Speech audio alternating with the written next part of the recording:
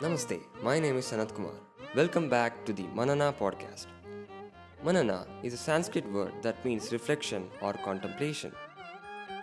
In this podcast, I'll be sharing my deep, insightful reflections for you to contemplate and hence live a life of fulfillment. I hope you find great value in today's episode. I've seen many of my colleagues, friends, relatives give this as a reason to not do anything. But I understand. Even I am a person with multiple passions. I love many things in my life.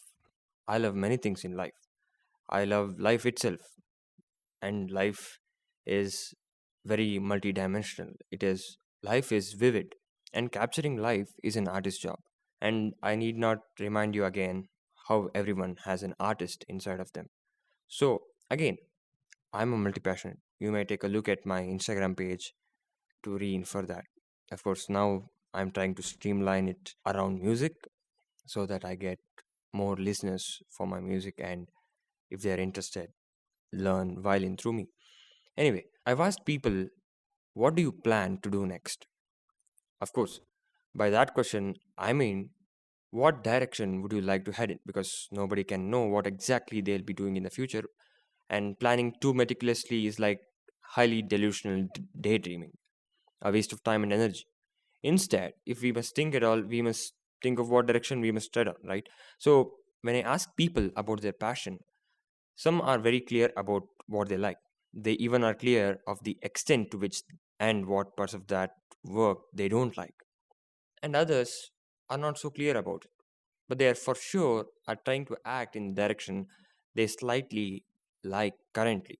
And that's okay too. Some people, however, are always in a state of inaction, mainly because mainly because of the excuse which is in the disguise of a reason they've attached to it. They say it's due to their passion towards multiple avenues that they are confused and that's stopping them from doing anything. And that's disturbing.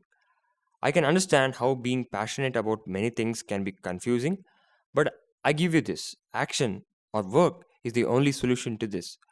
And before I go a little deep into how you can act on your interests, I'll have to point out the difference between interest and passion.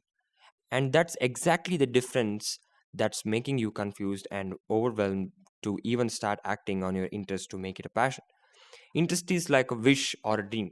Interest may be of something you haven't tried, whereas passion is something you've already enjoyed doing, something that makes you lose track of time, something you'd like to lose yourself in for the entire lifetime, maybe.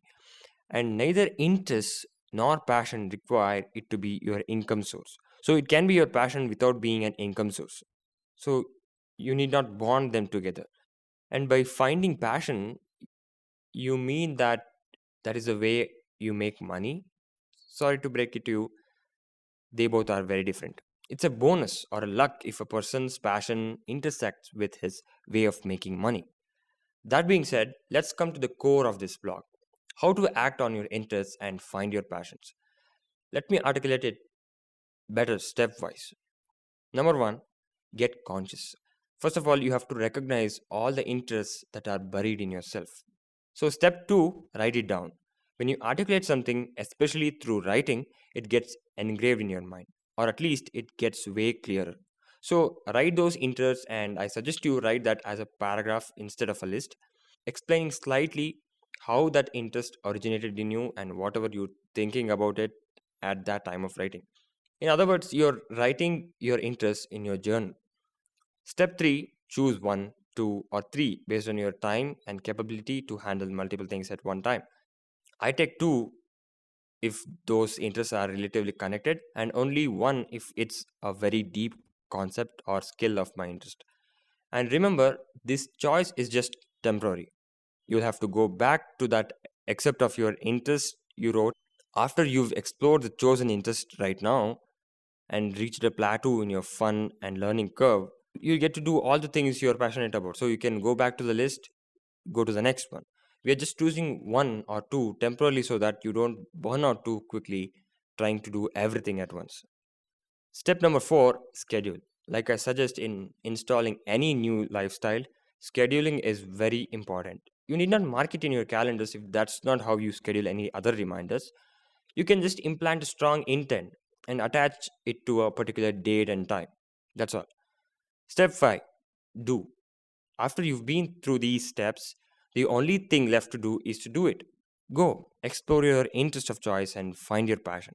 You might have heard that finding passion or following your passion is bad advice. No, it is not, because it is fulfilling, and nothing is valuable than a fulfilling life. If you're happy, if you're fulfilled, money or any other metrics do not matter. With that, I conclude this episode wishing you all the very best in your endeavor to finding your passions. I hope you received excellent value in today's episode. To know more, head over to sanatkumarnebi.com, and if you haven't already, check out my book The Flower of Fulfillment. Thank you for listening, and I wish you have a great day.